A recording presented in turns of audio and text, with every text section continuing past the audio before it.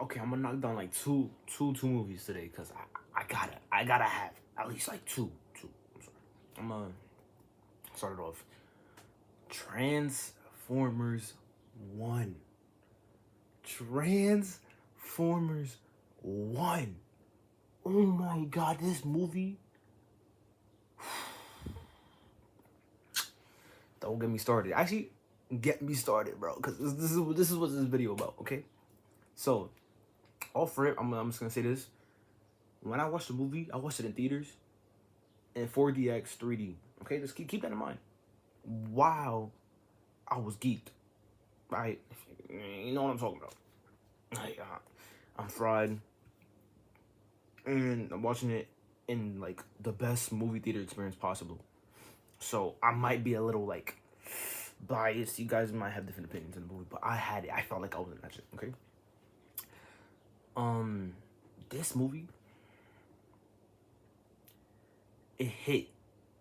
It fucking hit, man. It's not because it was Transformers. Let's just throw that out the window, alright?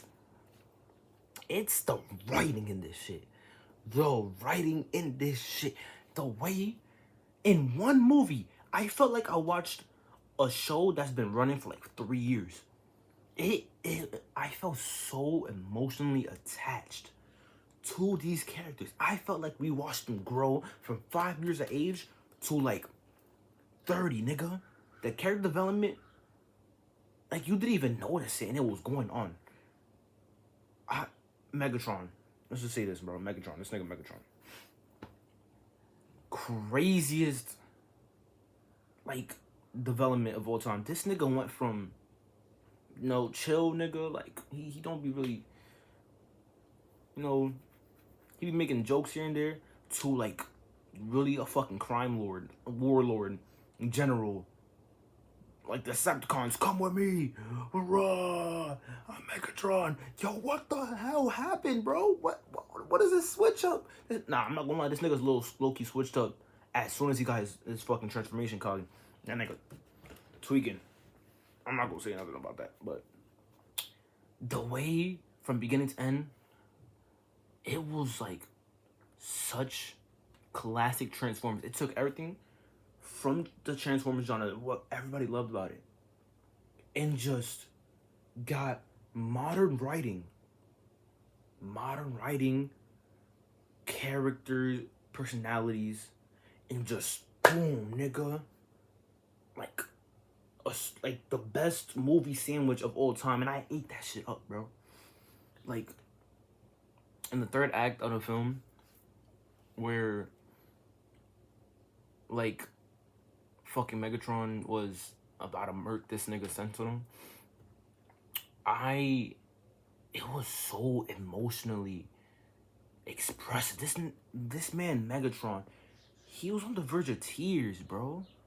He was on the verge of tears, and this is like you low-key gotta watch the movie recently or watch it a lot of times, like remember exactly the lines they were saying. But the actors themselves, they did an amazing job. I'm not gonna lie. They literally fucking sorry. I had to get a little drink. Got my name on it. I was getting a little dry. Chris Hemsworth, good Optimus Prime. Honestly, he's not gonna be on par with like the actual actor Peter Cullen. I think that's what it's called. But he wasn't supposed to be. People don't get that. He wasn't supposed to be exactly Optimus Prime. He was supposed to be Orion Pax. He's growing into Optimus Prime. Obviously, he's not gonna sound the same. And Loki in the late movie near the end, he sounded like him. He tight good. I'm not hating on his voice, okay? And same thing with D16 Megatron. His voice changed. You can see that. It's I don't even care about the voices, bro. It's how everything was so well made, from the character designs, the G1 modernized design, like the animation style. They kind of merged the 2D visuals with the 3D possibilities, and then slapped on modernized character designs on these characters. Okay, offer it. The music hit.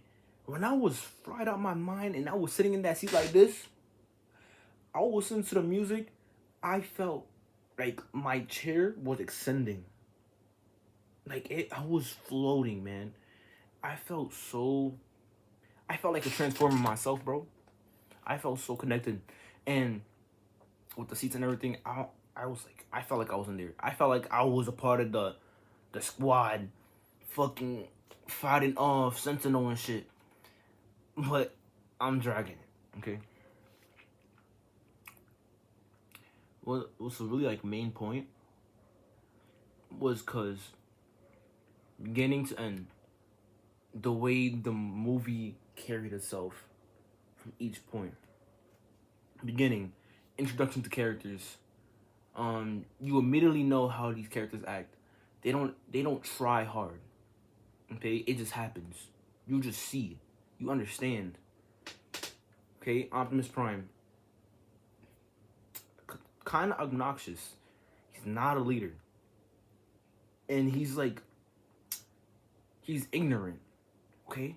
And he learns later on in the film what it really means.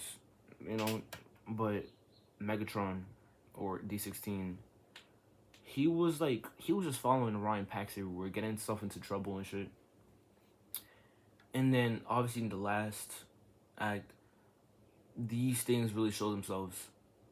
You know, they show how Megatron was really tired of his Orion Pax's shit. He was tired. He let him go. You know what happened? This nigga let him drop. He was gonna kill him. He let him die.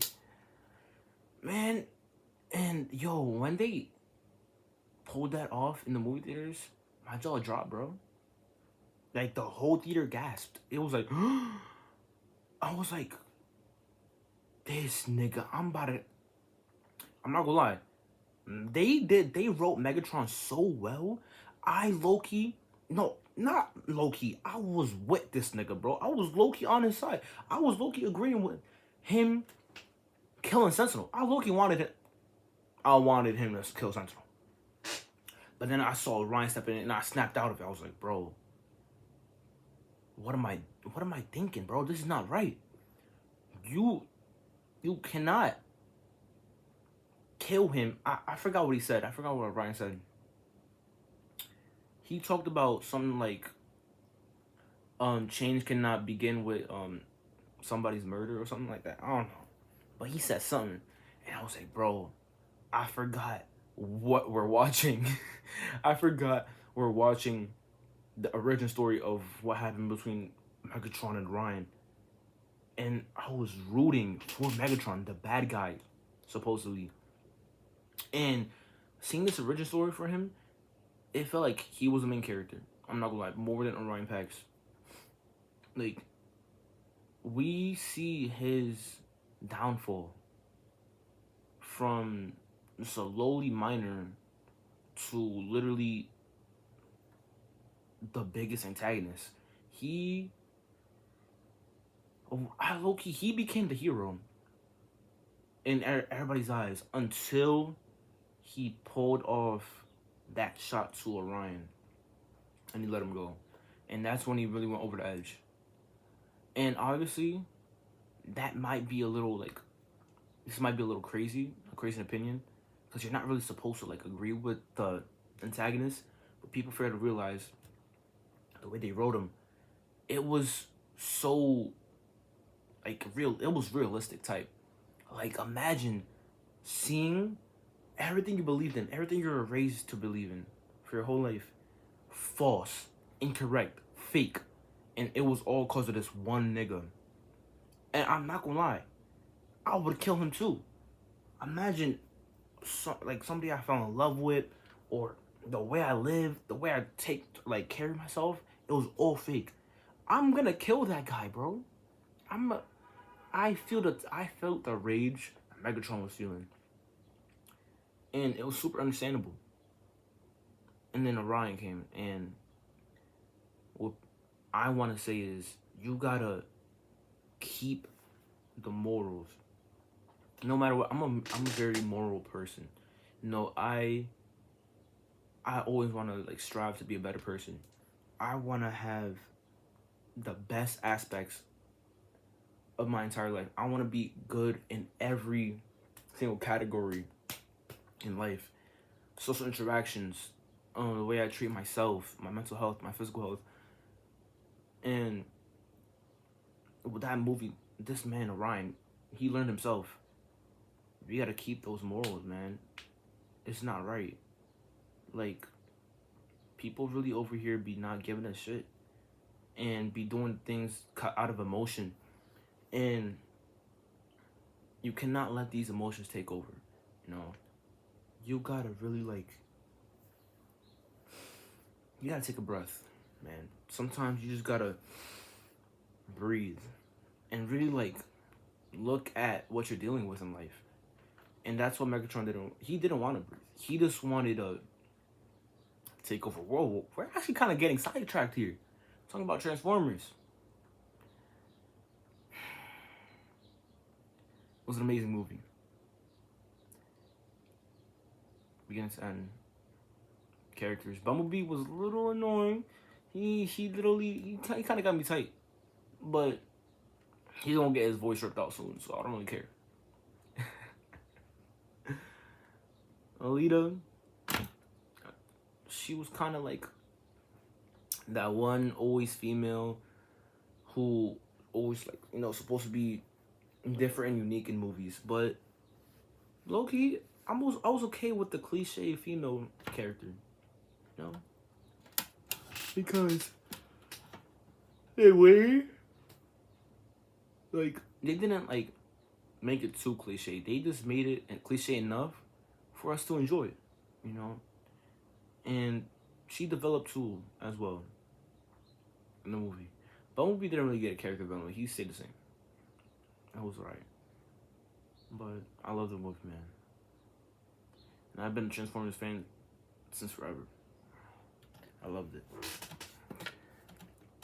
Bye, guys.